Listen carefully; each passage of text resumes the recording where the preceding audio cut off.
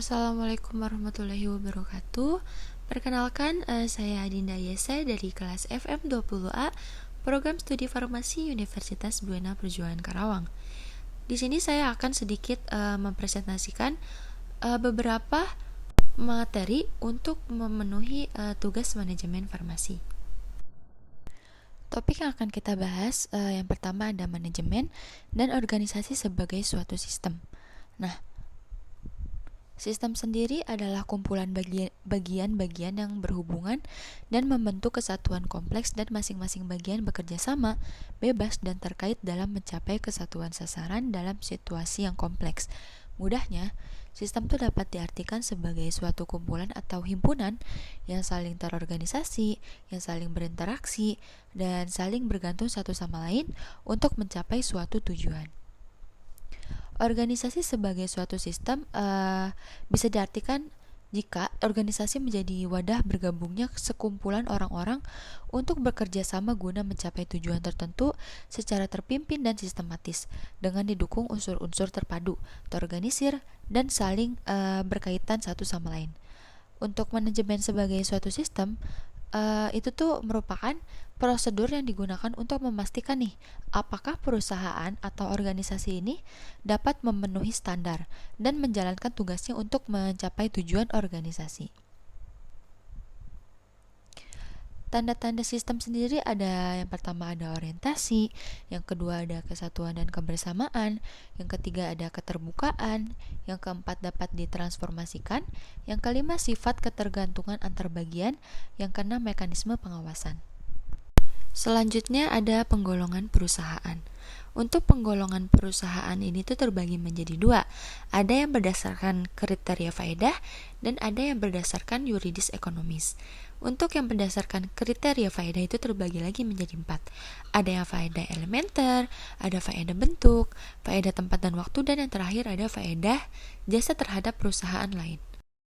Untuk faedah elementer itu seperti ekstraktif dan agraris. Untuk faedah bentuk itu seperti industri atau kerajinan. Faedah tempat dan waktu itu perusahaan dagang, perusahaan pengangkutan, dan perusahaan pergudangan. Yang terakhir untuk faedah jasa terhadap perusahaan lain, contohnya seperti perusahaan perbankan dan perusahaan asuransi. Yang kedua ada yang berdasarkan yuridis ekonomis.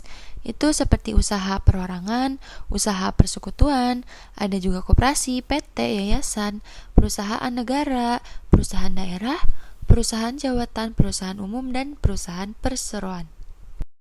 Ini ada beberapa pengertian. Yang pertama ada usaha perorangan, ada usaha sekutu, ada firma, CV, PT, koperasi, yayasan, dan perusahaan negara.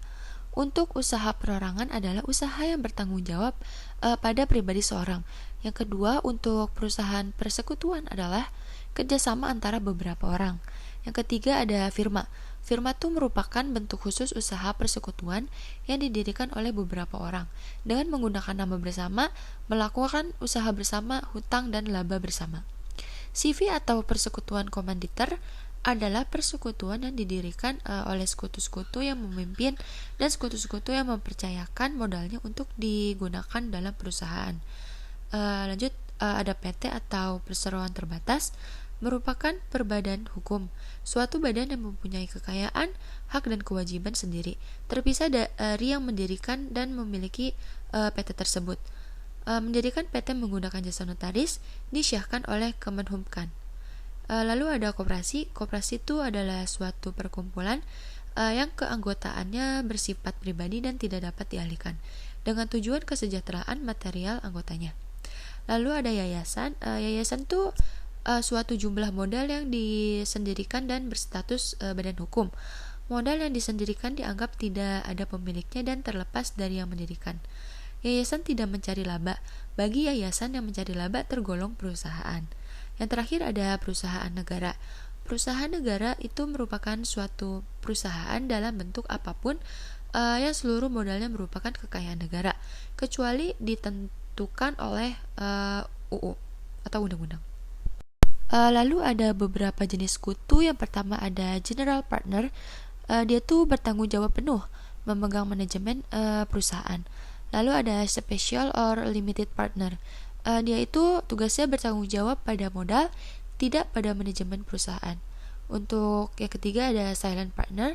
Dia tuh tidak aktif tapi terkenal sebagai partner oleh publik. Lalu yang keempat ada secret partner, aktif dalam partnership tapi tidak dikenal publik. Lalu ada dormant or sleeping partner, tidak aktif dan tidak dikenal publik. Lanjut ada senior partner, yaitu partner awal, modal besar ikut memanage. Lalu ada junior partner, kebalikan senior partner. Dan yang terakhir ada nominal partner, sebagai partner tapi tidak ikut memberikan modal dan tidak mendapatkan laba. Lalu ada 8 nilai primer budaya baru. Ada asas tujuan, asas konsensus, asas keunggulan, asas prestasi, asas empiris, asas kesatuan, asas keakraban, dan yang terakhir ada asas integrasi. Budaya perusahaan atau budaya korporat merupakan suatu pedoman bersama dalam berperilaku untuk memecahkan masalah korporat dan merupakan seperangkat sistem nilai, keyakinan, dan norma-norma. Korporat yang sukses mampu mengelola budaya baru seperti memperhatikan kebutuhan rohani karyawan. Dia tuh tidak hanya memikirkan jasmaninya saja, lalu lebih banyak bekerja menggunakan akal dibanding bekerja menggunakan fisik atau tenaga. Lalu ada tersedia pilihan pekerjaan dan mobilitas tinggi. Yang keempat, manajer selalu memberikan konsultasi, bukan hanya memberikan perintah. Yang kelima, kompetensi keterampilan manajemen dan bukan teknologi.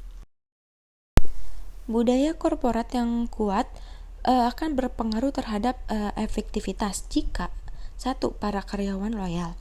Nilai budaya menjadi pedoman perilaku. Berpartisipasi dalam bentuk konsensus, pengakuan, dan menghormati status sebagai karyawan. Keempat, orientasi karyawan pada misi, visi, dan tujuan perusahaan. Kelima, karyawan paham apa yang boleh dan tidak boleh dilakukan. 6. Karyawan saling mendukung dan membantu. Ketujuh, karyawan merasa dihargai, adanya kebersamaan dan saling pengertian. Kesembilan, budaya korporat sesuai dengan strategi korporat. Untuk efektivitas karyawan itu seperti kualitas, produktivitas, efisiensi, laba, pertumbuhan, pemanfaatan lingkungan, stabilitas, kecelakaan kerja rendah, semangat kerja tinggi, kepuasan kerja, penilaian pihak luar, kualitas kehidupan kerja, tidak ada ketegangan, pemeliharaan karyawan baik, komunikasi terbuka, dan kelestarian atau survival. Terus untuk produktivitas dan efisiensi, yang pertama, laba meningkat. Kedua, harga pokok turun, hasil produksi mudah tersebar, harga jual dapat diturunkan, banyak pembeli karena murah. 6. Kompetitif, dan ketujuh, efisiensi waktu.